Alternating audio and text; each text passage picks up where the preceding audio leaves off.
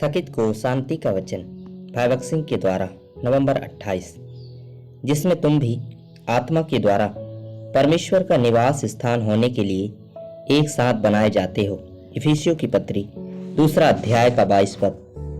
इब्रानियों अध्याय 3 में हम देखते हैं कि कैसे हम प्रभु यीशु मसीह का उद्धार प्राप्त करने के द्वारा उसके साथ एक आत्मिक सहभागी में प्रवेश करते हैं। न केवल हमारे पाप क्षमा किए जाते हैं और हमें स्वर्ग में स्थान मिलता है, बल्कि हम सभी बातों में उसके साथ आत्मिक भागीदार भी बनते हैं। यह सहभागिता एक अनूठी साझेदारी है। बाइबल में अन्य स्थानों पर हमें परमेश्वर के सहकर्मी और भागीदार कहा जाता है। 1 कुरिन्थियों 3 अध्याय का 9 पद, 2 कुरिन्थियों 6 अध्याय का 1 पद।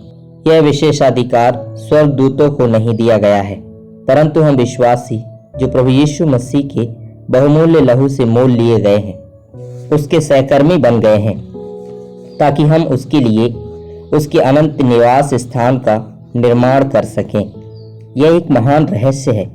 परमेश्वर इतना महान है कि स्वर्ग और उसकी पूर्णता में भी वह समा नहीं सकता, और फिर भी वह चाहता है कि हम मनुष्य उसके लिए एक पवित्र स्थान या निवास स्थान का निर्माण करें। इसी उद्देश्य से वह अपने लोगों को मिस्र से निकाल ले आया। उसने उनके लिए कई चमत्कार किए, लेकिन इन सब के बावजूद वह उनके बीच नहीं रह रहा था। वह एक पराक्रमी परमेश्वर है। उसने कहा, वे मेरे लिए एक पवित्र स्थान बनाएं कि मैं उनके बीच निवास करूं। निर्गमन 25 अध्याय का 8 पद।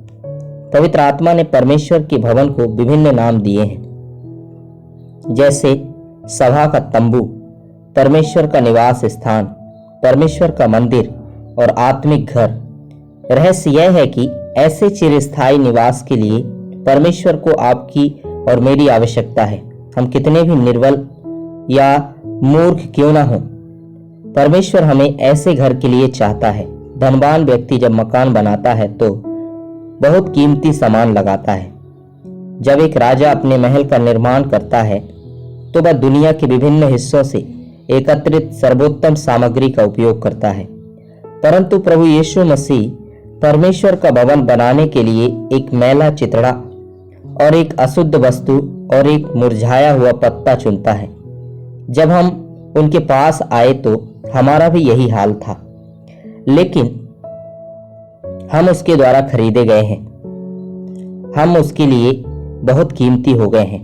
और रहस्य यह है कि हम में से हर कोई, चाहे कितना भी मूर्ख और निर्बल क्यों ना हो, उसके चिरस्थायी निवास का हिस्सा बन सकता है। परमेश्वर प्रेम है। अपने निवास स्थान में वह अपना प्रेम उंडेलता है। जिस तरह एक प्रेम करने वाला पिता अपने बच्चों पर अपना प्रेम उंडेलना चाहता है, उसी तरह परमेश्वर का प्रेम हमारे हृदयों में उंडेल दिया गया है।